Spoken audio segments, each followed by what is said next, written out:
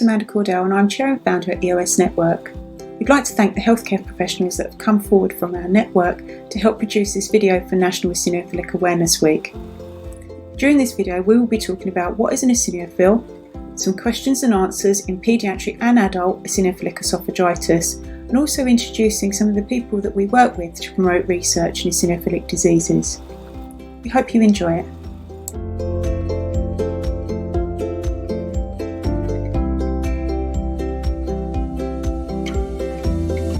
Eosinophils are white blood cells associated with allergies.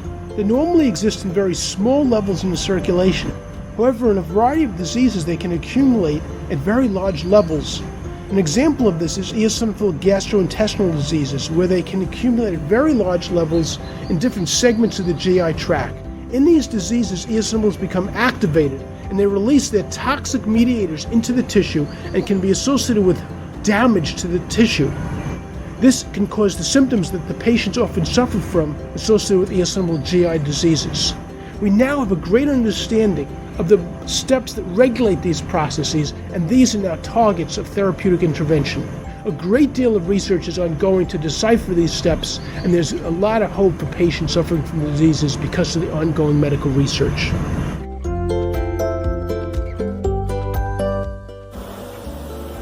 Hello, I'm Stephen Atwood, a medical professor experienced in treating eosinophilic esophagitis over the past 40 years. I act as medical advisor to EOS Network. Eosinophilic esophagitis is regarded as a rare disease, but it has been gradually growing in frequency over the past 20 years. Depending on which country you live in, the number of new cases diagnosed each year with eosinophilic esophagitis ranges from 5 to 15 per 100,000 of the population. Because the disease is chronic, meaning that it is a long-term condition, patients who are diagnosed go on suffering symptoms for many years, making the prevalence of the disease range from 34 to 100 patients per 1,000 of the population. The symptoms of eosinophilic esophagitis are difficulties in getting food down after a swallow of solid food, when food either goes down very slowly or gets stuck. This causes a varying degree of discomfort, from a feeling of delay, which may just slow the process of eating a meal, to having a complete and prolonged blockage where nothing else will pass down after a stuck swallow. This food bolus obstruction results in regurgitation of any further swallowed food or fluids and can be very distressing. People with EOE who are aware of their eating problem often use large amounts of water during their meals.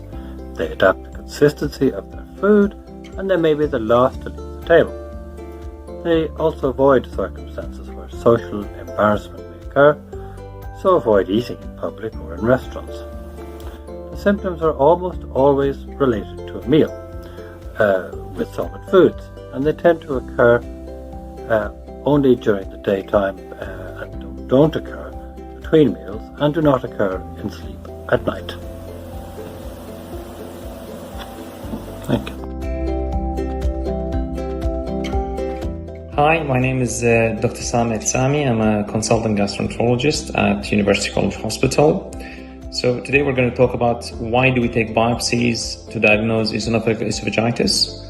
Well, the reason is because that's the best way to diagnose that condition. When do we take biopsies?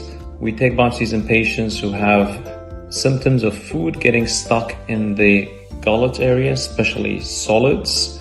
Those must have tissue samples taken at the time of endoscopy. Where do we take it from? This is my famous drawing here. This is the mouth, the gullet, and the stomach. Okay, we put the camera through the mouth. We take 2 tissue samples from the lining of the upper esophagus or gullet, 2 from the middle of the gullet, and 2 from the bottom of the gullet. Thank you. Hi, my name is Dr. Jamal Hyatt. I'm a consultant gastroenterologist at St George's Hospital in London. There are three main treatment options for eosinophilic esophagitis. The first includes excluding certain products from your diet. The most common foods which are implicated include dairy products, wheat, soy, shellfish, nuts and eggs, and these aren't necessarily the foods that get stuck. The second treatment option is with proton pump inhibitors, which are often used to treat acid-related disorders, and they can help to reduce symptoms but not always the inflammatory process. The third treatment option is with topical steroids, often budesonide or fluticasone. There is now a licensed treatment which comes in a oral dispersible form, which has been shown to be both very safe and effective. If left untreated, EoE can result in what's called stricture formation, where you get a persistent narrowing of the gullet, and often this needs to be treated by stretching it with a small balloon to allow passage of food to go through again afterwards. Thank you. Hello, I'm Markus Out, consultant pediatric gastroenterologist from Alder Hey Children's. I'm the working group chair for eosinophilic esophagitis from B. Espeland, and also we speak for EOS Network on this special occasion. Hi Marcus, what are the main differences in presentation and treatment in pediatric patients versus adult patients for eosinophilic esophagitis? Well, the differences are mainly that in adults the symptoms are obviously esophagus related, so adults present with food dysphagia, food impaction and chest pain with swallowing. Children, however, have symptoms that can range from failure to thrive, vomiting, abdominal pain and reflux symptoms. These are not so typical, suggestive of eosinophilic esophagitis and must be suspected. There are significant treatment differences also, whereas adults are mainly treated with tablets, with topical steroids. The treatment for children is in a large proportion an elimination diet. And if steroids are given in children, they are used as viscous budesonide preparations, whereas in adults the tablets are sufficient. Thank you very much. Hello, my name is Dr. Christine Spray, and I'm one of the consultants in paediatric gastroenterology at Bristol Royal Hospital for Children. I've been asked to explain how to use fluticasone pump and budesonide slurry in the treatment of eosinophilic esophagitis for children. Both treatments are steroid-based and are designed to coat the lining of the esophagus or gullet. It is important when using the fluticasone pump or inhaler that it is swallowed and not inhaled. When making up a budesonide slurry, this consists of budesonide nebules mixed with Splenda to form a gloopy liquid which is then swallowed. For both treatments, it's extremely important that you do not eat within 30 minutes of taking the treatment.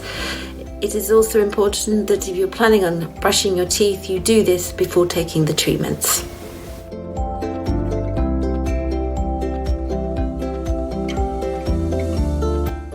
Hi, I'm Isabel. Hi, I'm Karen, and we're both dietitians that work with pediatric patients with EoE. So what would your top tips be for following a 6-food exclusion diet be? I would say always go see your dietitian, and also to focus on the positives, so the foods that you can have, and also to use apps like Food Maestro so you can see what foods you can have easily. So Isabel, what sort of baking tips would you give for a 6-food exclusion diet? So I would say search for vegan recipes because they'll be naturally egg-free, and also we'll use a dairy-free margarine replacement. You can also replace your favorite recipe ingredients such as wheat-free flour for wheat-containing flour, and for egg substitutions you can add in either 2 tablespoons of pureed apple or prune, or 2 tablespoons of chickpea flour with 4 tablespoons of water. That will be for 2 eggs. Enjoy baking. Yeah. Hi there, my name's Rosie Wells. I'm a paediatric allergy consultant.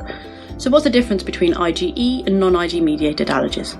So IgE mediated allergies are sometimes referred to as immediate allergies because the reaction occurs immediately after exposure to the allergen. For example, in a peanut allergy, these symptoms occur immediately after eating and can vary from mild symptoms such as rash to severe like anaphylaxis. Testing for IgE allergies is done by skin testing or blood tests for specific IgEs. The other type of allergy, non-IgE mediated allergies, are more delayed and symptoms occur after hours or even days after exposure. These are a bit more tricky to test for because we don't understand the mechanism completely. Because eosinophilic diseases, like eosinophilic esophagitis, are non-IgE or delayed type of allergies, specific IgE in blood tests and skin testing is often not helpful in identifying a trigger for these diseases. Trials of elimination diets are often the only way in identifying which foods may be causing these type of diseases. Atopic diseases like asthma and hay fever are more common in people with eosinophilic esophagitis. For this reason, we often perform skin testing to see what may be triggering the asthma or hay fever, including pollens and house dust mite. Good control of asthma and hay fever is really important because these diseases are closely linked to eosinophilic esophagitis, and therefore good control of these can really help with the disease.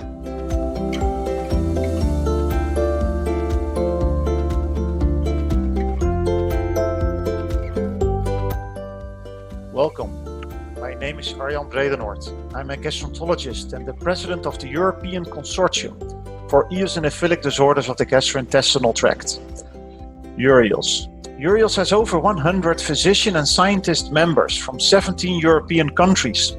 We are growing every year and our members produce more and more research that provides us with valuable information into eosinophilic disorders, how they start, how we can diagnose these diseases and how we can treat them. Together with patients groups such as the EOS network, we hope to achieve our goals. And that's why we support the National Eosinophilic Awareness Week and hope you will do too. This is very important for now and for the future. Thank you so much.